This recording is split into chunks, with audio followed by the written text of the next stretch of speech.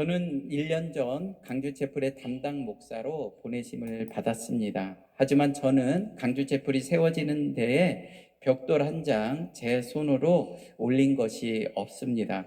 울타리를 두르고 집자는 틀을 만들고 망대를 세우는 데에 제가 직접 관여한 것이 없어요.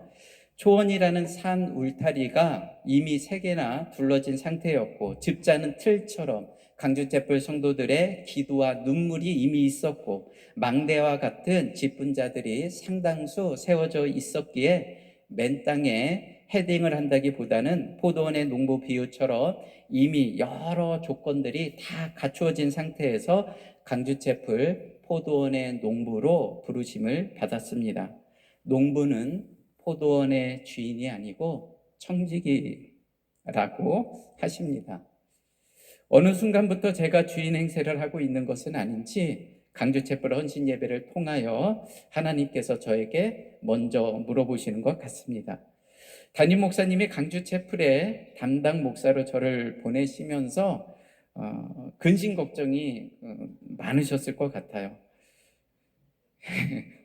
웃는 분은 저를 좀 아시나 봐요. 겸손한 마음으로 청지기의 역할을 잘 감당해야 하는데 판교와 희문에서 17년간 사역을 하면서 4번이나 질의를 받은 것처럼 강주채플에 내려가서도 또 사고 치는 것은 아닌지 담임 목사님이 걱정을 하셨을까요? 안 하셨을까요? 했어요. 네. 네, 맞습니다. 아마 오늘도 또 걱정하시면서 또 영상으로 보시지 않을까 싶어요. 2절 말씀 보겠습니다. 때가 이름에 농부들에게 포도원 수출 얼마를 받으려고 한 종을 보내니, 때가 이름에 수확 시기가 다가왔습니다. 포도원 소출 얼마를 받으려고 한 종을 보냈다고 하십니다. 포도원 주인이 한 종을 보냈다는 것은 농부들을 괴롭히려고 하는 것이 아니라 해계의 열매를 얻기 위함입니다. 우리는 내 욕심이 채워지기를 기다리고 또 기다리지만 하나님은 우리 안에서 해계의 열매가 맺히기를 기다리고 또 기다리십니다. 강주채플에 내려와서 크고 작은 여러 사건들을 만날 때마다 담임 목사님과 함께 했던 그 시간들을 문득문득 생각할 때가 많아졌습니다.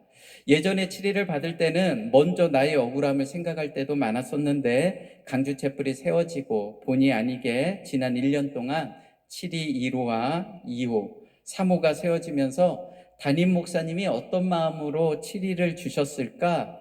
그 부분을 생각하게 되더라고요.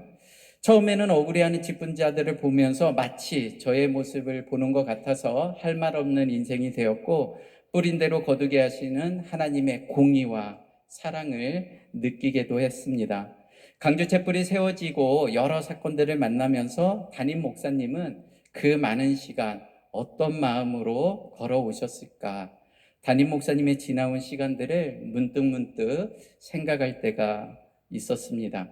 예수님의 12제자가 예수님과 3년 동안 동고동락하면서 신앙 고백도 있었지만 엉뚱한 소리도 참 많이 하고 사단아 물러가라 라는 꾸중도 들었는데 예수님의 부활 승천 이후 핍박과 환난 크고 작은 사건들을 만날 때마다 주님께서 하셨던 그 말씀 한마디,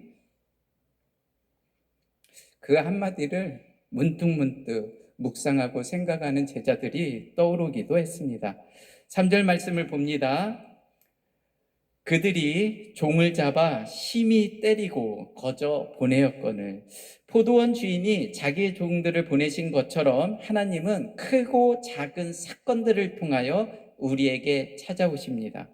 우리는 모두 청지기로 부르심을 받은 인생입니다. 목사의 직분도 청지기의 직분이고 목자와 부목자, 남편과 아내의 역할도 주인이 아닌 청지기로 부르심을 받았습니다.